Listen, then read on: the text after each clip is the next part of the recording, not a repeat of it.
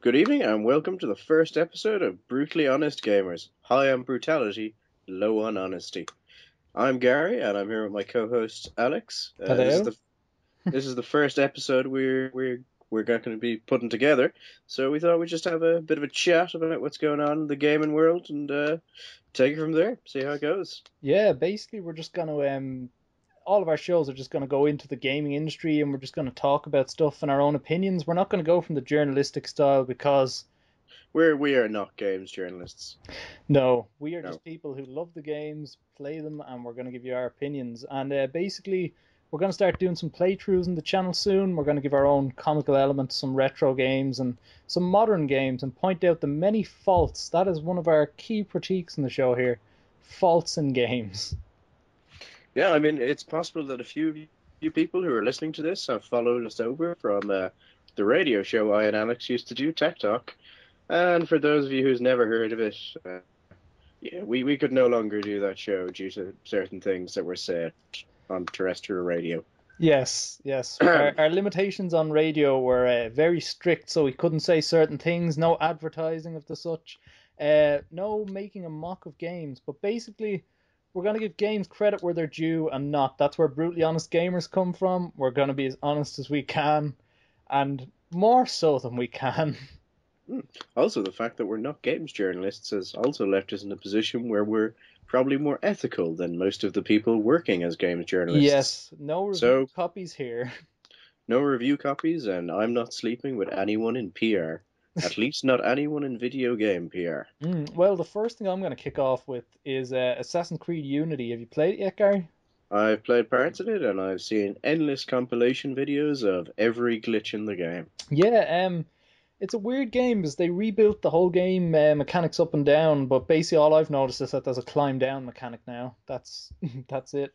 But Truly, the heights we have aspired to in 10 years of Assassin's Creed games. yeah, I will have to say that I really loved the game in a way, but then at the same time I despised it because I was playing a multiplayer mission the other day. Loved the co-op and multiplayer, but we spent about half an hour doing this mission, just walking around and like you have to protect all these guys. And then there was one stage we got to where we got to the final guy and we had to kill four people. And for some reason we killed everyone in the area, but there was still a kill sign in the middle of the area. And used eagle vision, used everything to try and detect the guy. There was just nothing there. So our whole mission had been for nothing because of one glitch. Yes, I mean it's terribly unlike Mm, Ubisoft to release a broken game. Who who would mm. ever think they'd do something like that? I don't know though. I will have to admit there's more redeeming qualities than there is bad qualities to the game. Like there is a lot of glitches, but it's still a good game. I feel like the thing is I bought it for a lower price than when it came out new. I think I got it for 44 euros, which is the equivalent of about $50 or so. So if I had gone and paid 70 euro for it, I would have been a hell of a lot more peed off than I am right now. You see, that's why you don't pre-order anything made by Bethesda or Ubisoft. Yeah, I don't know. It's just I think it's just the whole modern stigma for the games that they're coming out at these prices. Because the thing is, the Xbox 360 did the same. Games came out at higher prices when it released. But if you look now, a lot of the PS4 games aren't releasing as high or staying as high for as long with the price mark. Like I picked up Drive Club as well. I think for like 25 euro, which is about $30. And that game when it came out was like 70 euro a couple of months ago. Yeah, well, to be fair, they try and front load their sales, so you get everything done in the first month, and then you can do whatever you want. Yeah, the prices are definitely dropping on PS4 games, but I will say Assassin's Creed Unity, like story wise, it was pretty cliched as well. I felt it was just a lot of the same stuff over and over. But I'm not going to go into any spoilers. But the one thing I did like about it was that for the first time in the series, it was actually based more around the character himself than the Assassin's Creed Brotherhood, which is kind of a good thing, but at the same time, you're like, it's an Assassin's Creed game. You don't really know that much about the Brotherhood in this one. All you know is your father is an assassin, you're an assassin, that's it. Well, I mean, Black Flag was kind of like that for a good portion of it, where Yeah, you're just an asshole. yeah, it You really you're not an was like, assassin. Well, you're a murderer, more mm, aptly. You're an asshole and a murderer. with a that was ship. that was the one thing that I found a lot of people complained about was that the ship segments were just not seen here. Like a lot of people got really into the ship segments of the last game, and it's really strange they didn't have them in actually. I was kind of shocked as well. But then I played. I didn't play much of Black Flag. I kind of got sick of the series when it came into the ships because like Assassin's Creed 3 had a bit of it, and I didn't really like it. So Is didn't. Assassin's Creed 3 the one that had where you were the Native American Yes, it and you is. had that tutorial lasted about 10 fucking hours? Yeah, the tutorial was quite long in that I game. rented that game out, and by the end of the first day, I was like, I think I'm legitimately still in the tutorial. Oh God. Why Yeah, would you do that? it was quite a long tutorial. That's the one thing that annoys me about modern games, actually, is tutorials. Like, I understand we need to learn new game mechanics, we need to learn how to use them, but there's some games that make really fun tutorials and they really bring you into the game in a funny way, kind of like, for example, Far Cry Blood Dragon, which is just a parody of the 80s in general, has a great tutorial where it kind of makes fun of the whole game mechanics, but like games where half of the game is a tutorial, like GTA 4, for example, a great game, but half the game you're learning how to play the game. It just doesn't make sense. No, well, GTA 4 is a bit of a strange game Mm. overall. But then, like, there's games like Alien Isolation where I've watched people play it. I haven't played it myself because I'm just not that into the whole survival horror where you can't fight back kind of thing. But I've watched it and there's no tutorial. You're just thrown in there and you're like, this is what this is, this is what this is, it does this, that's all that happens. It tells you, it's more like an old PC game, it reminds me of something like System Shock or around them eras, Mm. where it just threw you in, you have an item, and if you look at the item in your inventory, it tells you what it does. It doesn't tell you how to use it, doesn't show you how to use it, you have to learn, and it's trial and error that gets you through the game. And a lot of them games are getting popular now, like Outlast as well, with the whole survival thing, because they're kind of throwing you back into just do your own thing. Yeah, Outlast, that sort of thing is quite similar to like Dark Souls as well. Although Dark Souls Hmm. 2 was a little bit more user friendly. Yeah, I think they kind Yeah. of cut down the difficulty because of the amount of people who it just wasn't accessible to. Like, you really had to be a skilled gamer to get into them games I properly. would see. When I picked up Dark Souls, all I knew about it was people said it was excellent. Sorry, Demon Souls. That it was a really good game and it was really difficult. And then I played it and went, it's actually not that difficult, Hmm. but it punishes carelessness. So if you're the kind of guy who's just like, I'm gonna run through every room without pausing, you will die. Yeah, I noticed that as well in Lords of the Fallen, which people compare to that sort of Dark Souls, Demon Souls thing on the PS4. It's a little bit easier though, a lot of people have said, but I noticed if you're just running in with your kind of you know, free running RPG thing where you just run in hack and slash, you're just not gonna win. You really have to use your blocking and attack tactics really well with your stamina meter and all just to try and get the attacks in perfectly, and well timed attacks do more damage. So the system works well, but unless you're really looking to sit down and immerse yourself in the game, I just don't think they're games to really play unless you're ready for a challenge. No, I mean I know a lot of people who just find them incredibly frustrating and complain about them bitterly, and then you're just like, well, the game is clearly not for you. Just move on. Yeah, definitely not. But I will have to say that Lords of the Fallen is actually a really good game. It got mixed reviews on the PlayStation 4, but I think definitely anyone who's a fan of Demon Souls and Dark Souls and that should pick it up. A little bit easier, as I said, so it might be accessible to more people who want to get into them type of games. And can't recommend it enough. Actually, I picked it up really cheap, and I can't remember how much, but I remember like for a PS4 game, I think it was like €25, about $30. Really cheap at that price. Yeah, I haven't had a chance to play it yet. I'm probably going to pick it up on PC at some point. Mm. It is interesting that is the only game I can think of that has come out in the last few years that, as far as I know, no one has figured out how to pirate it yet. Well, that is a good thing in a way It's because weird, but it uses the same security system as Dragon Age Origin, and Dragon Age Origin was cracked. mm, It took them a while, but they cracked it. Maybe it was more just the demand for Dragon Age Origin being cracked. I think it was. And the weird thing was, like, I bought Dragon Age Origin Mm. and then I downloaded the cracked version because the security check on the actual legitimate version is it just causes random slowdowns on my computer, and I have no idea why. So I was like, Oh, well, you've now created a situation where piracy is not only the game for free, it's mm. now more efficient and runs better. That's a fucking superb job. Yeah, it's just one of them systems where some companies just get it completely wrong. But I will have to say, the funniest thing I find of console gaming, that's the other thing we should explain and should have explained at the start. Gary is our expert PC gamer, and I'm the expert in the consoles. So we have a good variety between us. But the thing I will say about modern gaming is I only noticed it the other day as well, is PlayStation and Xbox, I've kind of got this thing where I just play for trophies and achievements now. The game is basically just, unless it's one that I want to immerse myself in, I'm just playing it for trophies and achievements. Whereas the winner of my console of this generation will be the Wii U, actually, for the most fun. And I know that's going to sound, and we're going to get a lot of abuse over it, but I was playing Lego City Undercover the other day for like the second, third time playthrough, and it's one of the funnest games of this generation by far, just because it's a game I can sit down and play without having to actually go for achievements or trophies. Have you played many Wii U games, Gary? The only Wii U game I've actually played is Zombie U.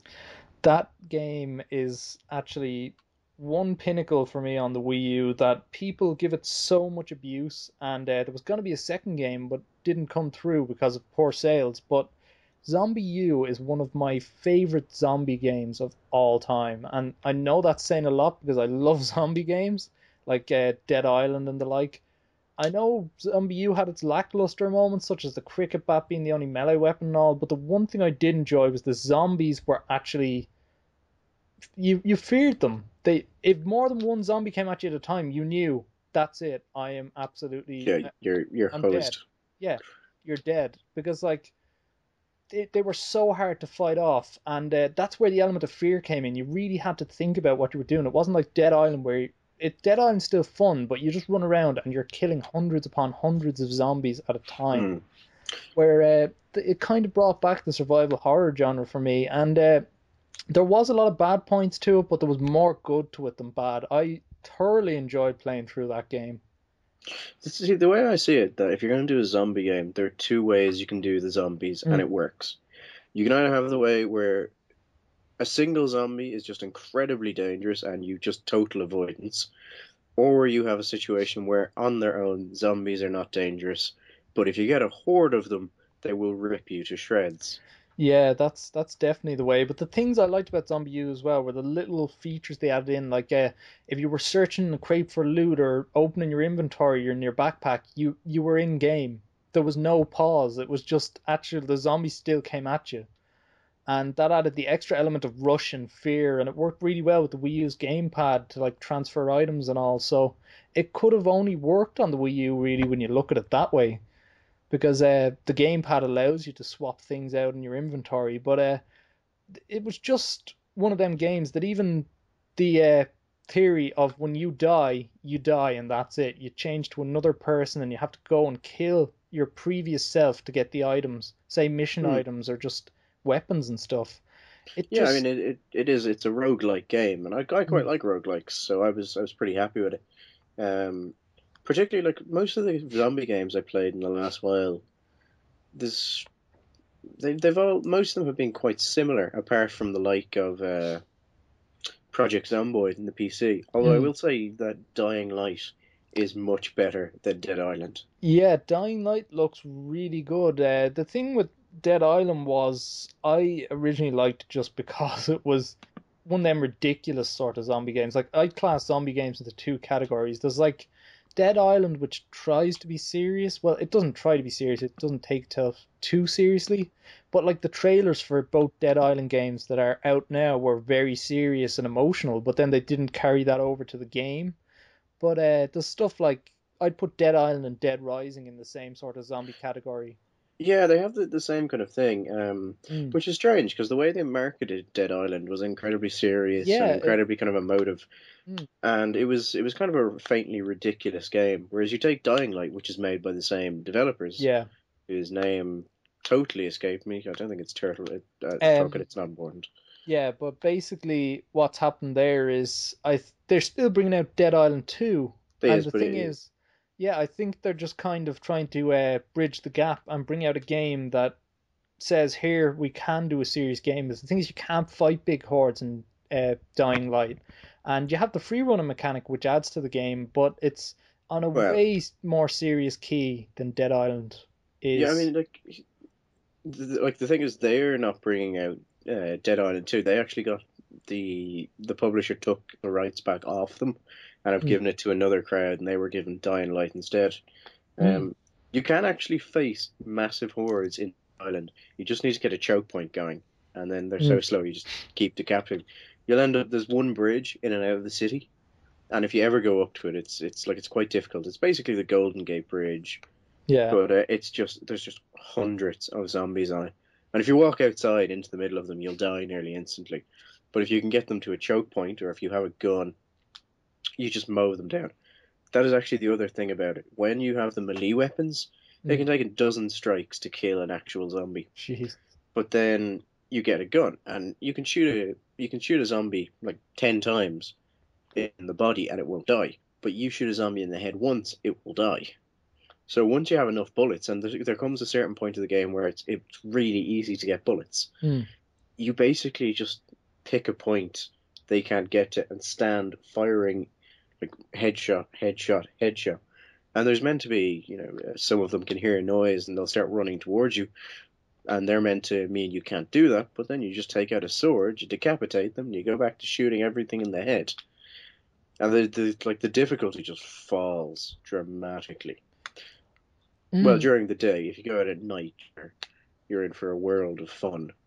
Yeah, I've heard it does look like a good game. I haven't actually checked. I've checked out a lot of playthroughs and videos, but I haven't picked it up myself yet because I'm just waiting for the inevitable price drop, as I do with most PS4 games. But it definitely looks more serious than Dead Island anyway, which I'm glad about. Yeah, I mean there are some funny things in it, like you'll attach a battery to a baseball bat, Mm, and now it electrocutes people and occasionally makes them explode. But it seems to take itself more serious. That's a good and a bad thing, but yeah. I like it. Although I will say, if you're gonna play it at night. Any mission you can play at night, play at night, because it's so much more tense, and the zombies are actually dangerous. But if you're playing it during the day, there comes a point where you've just got so much resources. Mm. It's basically impossible to die. Where if you play it at night, your headshots don't seem to work on the volatiles at night. Oh. They team up on you incredibly quickly. They run about as fast as you, depending on how well you're upgraded. And there's some of them that can just kill you instantly by exploding. So good fun though. The other thing I wanted to talk about actually today is the PlayStation TV. I picked one up last week, and I've seen mixed reviews, and I'm kind of on the border myself. I paid about €100 for it, which isn't its market price basically, but it's a weird peripheral. It's basically a PlayStation Vita in a box that can plug into your TV. The only problem with it is that I have about 20 odd Vita games, and about three of them are compatible with it. So as usual, Sony kind of shaky on the launch. It's a good peripheral, I will admit. Like it's if it gets the updates and supports the games, it will be great because there are certain games like Killzone Mercenaries is an amazing first-person shooter on the Vita. Actually, I think it's better than Shadowfall. I know I'm probably gonna get abused for that, but it is story-wise and gameplay, and they've actually modded the Vita version to work on the PlayStation TV with like a PlayStation 4 controller, and they've updated all the controls and stuff like that's really good. Um, the places where it is good, I'd say, is if you buy a lot of PlayStation 1 and PSP games on the PlayStation Network, you can play them on your TV and the big TV, and it's good.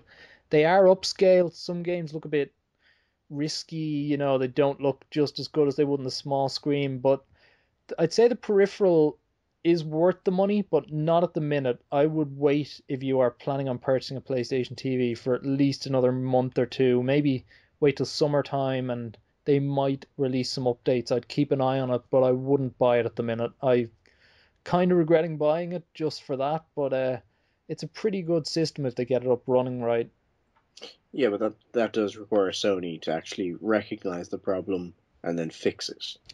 Yeah, yeah, it does. But the thing that annoys me the most is some of the best Vita games don't actually work on it at the minute, which is weird. Like Assassin's Creed 3 Liberty, great game, doesn't work on it. Little Big Planet, one of Sony's biggest series, doesn't work on it. And like on the Uncharted game on the Vita doesn't work on it. Like some of the biggest PlayStation Vita games don't work on the system. Yeah, I mean, it is Sony, and any sort of backwards, or in this case probably sideways compatibility Mm, is a very strange thing. They like, I would buy a PS4 if I mm, could play, let's say, Demon Cells on it, but I yeah. can't. So I Mm. might buy it for Bloodborne, but like it seems to make sense that you would enable that backwards compatibility just so people, would buy it for Mm. your entire back catalog, as opposed to whatever is on the PS4. But none of it looks particularly interesting. Well, you see, the problem there now is that PlayStation Now is coming out the subscription service where you pay to basically rent games from PlayStation 3, and I'm not sure, I think PS2 and PS1 games are coming out on it, but see, that's where you're not going to get your backwards compatibility now because PlayStation are just going to rent the games to you basically. But I just think for a system, I understand that there is issues with the touch controls on the Vita and trying to port the games over to this system that just plays in your TV. But like, what I don't understand, if something like Killzone Shadowfall can be optimized to just use the analog sticks, or maybe if they'd bring it out so you can use the PlayStation 4 controller, which has a touchpad, not a double-sided one like the Vita, maybe it might work. But I see the limitations, but they really shouldn't have released the system this early if there was going to be that many things that wouldn't work on it.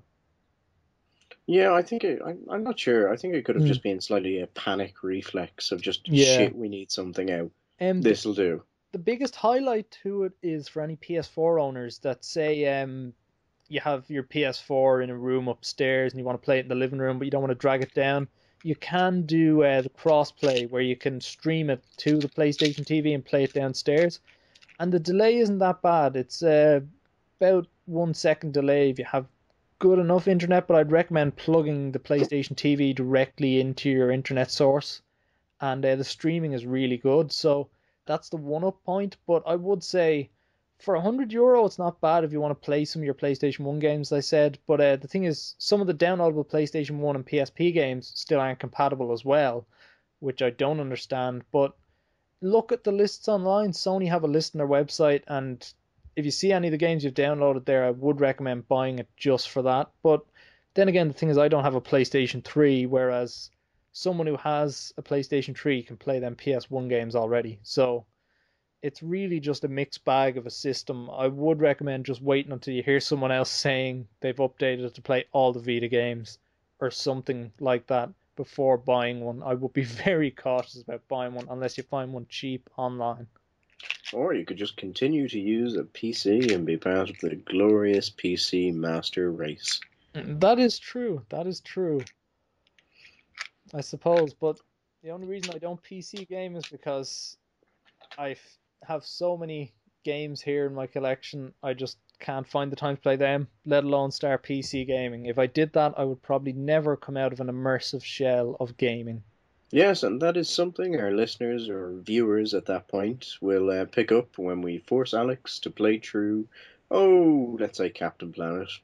Yeah, that's an infamous one. Basically, this rivalry with Captain Planet on the NES came in, where the game is just so badly designed and created that it's just nearly impossible to finish the first level without raging, basically, because the game is just so convoluted and the screen is so small. It's just an absolute mess. So basically, that might be our first playthrough, actually.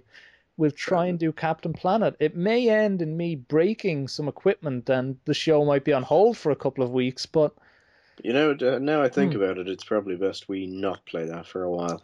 that is true. But yeah, actually, let's talk about some of our playthrough stuff that's coming up for anyone who's interested. We're basically gonna have a look through. I have over about 700 games in my collection so far, so we're gonna try and plow through as many of them as possible. We're gonna stick to older games because it's my forte, and it's gonna be a messy ride, I will say, because some of the games I collect, I pride myself in not the expensive rare games other people do. I pride myself in the crappy games that you pick up for like €2 or $1, and they're just so bad that they are laughably good. Like, Yeah, you say that, but I've seen some of the prices you paid for those terrible games, and they're not mm, low.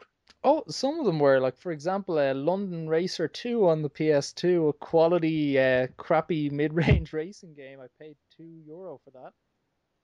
Good deal there. And then we have like the Da Vinci Code for the PS2, a €1 purchase. I'm still amazed you actually bought the Da Vinci Code game. So am I. I don't know why I did, and I will say it is one of the messiest, weird puzzle slash quick time event fighting game I've ever played. Yeah, no, I can see exactly what you did. I can see you walking by it, Hmm. looking, seeing it, and just immediately going, "I've got to have it. It's so gloriously shit." Yeah, I just look for the gold basically. Like when Yeah, when you're recording, you don't want to sit down and play this masterpiece of a game if you want to make fun of it. Like, we're gonna do some serious enough playthroughs of like Zelda games and all where we won't be able to poke fun because the game is just that good. But yeah, then we have games like London Racer 2 where the car mechanics don't even work and it's a game about cars where we can basically just poke all the fun we want at it. And yeah. basically, our playthroughs are going to be kind of comedic, yet seriously looking at the game at the same time. But then we're going to play games that you can't look at seriously, such as stuff like BMX XXX, Ah, yes. a It's like classic. SSX tricky, but Mm. not good. Yeah, and we have many games spanning all consoles and genres, so we're just gonna basically fly for whatever game happens. And I think our first one may be Captain Planet, or we may put up a list and get some votes on our first game. But it's all going to be from the worst games in my collection. I Which, really think we should actually do something good, like Donkey Kong Country. well, we could do Donkey Kong Country, but that may result in me raging as well when we get to the minecart levels. Oh man, I am like my Donkey Kong Country game is on point. I never played it as a kid. I only bought it recently. I think it was last year and started playing it. So I'm, Oh, that's got to be infuriating. yeah, it is because obviously it's a great game though. I will admit it's one of the retro games that I bought that some of them you buy and it's like, people are like, oh, this is amazing because they played it as a kid and you're kind of like, it's kind of crappy, but you don't have the nostalgia they have. But with this game, I didn't have the nostalgia and it's just fucking amazing. It's one of the best 16-bit platformers I've played, and being an absolute Sonic mega fan, that is saying something. Yeah, I mean it is quite difficult, and Mm.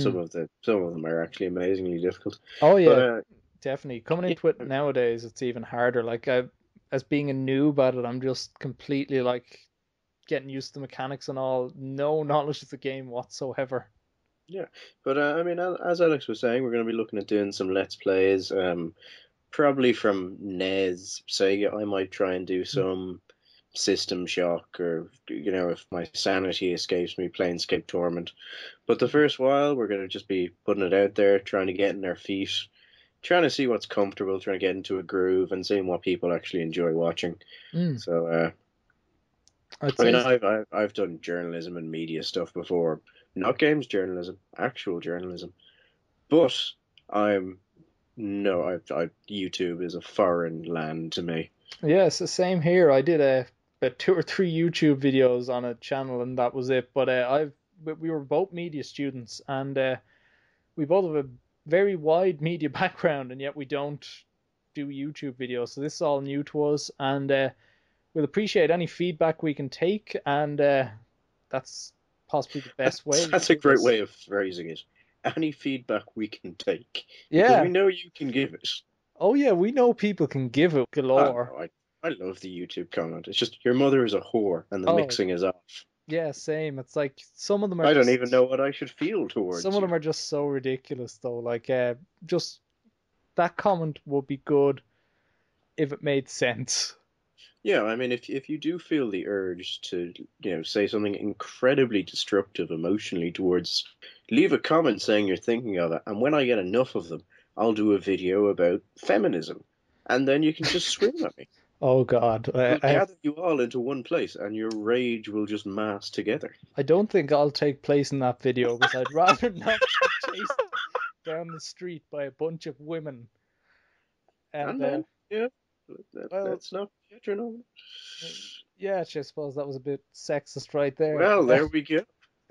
okay, I may take part in that video. But yeah, pretty much. Oh yeah, if anyone hates the technicalities of things, it's Alex. Yeah, that's It's Alex. well, the technicalities is not going to be where our views and laughs come from. It's going to be our witty banter and our good gaming experiences. Yeah, yeah, we'll put faith in that. Anyway, I think this is going on way longer than it was meant to. Yeah, this I think we just got into the rant mode that we used to get into doing the radio show. So Yeah, just this time there's no national organization that can complain to the radio station about what I said. yes, Gary, So really, we're onto a winner. we're on to a winner. We can say what we want when we want, but whether Should just refer to that as the Mass Effect 3 incident. The Mass Effect 3 abortion incident oh God, yeah, was just okay, yeah, we better stop now because yeah, we we're don't getting need to into go into this that. again. And what we'll do is we're gonna cut it here, guys, and we'll put up a playthrough in the next week or two. We might do another episode like this if we get enough views on this one. So we'll see you whenever, guys. Have fun, kids.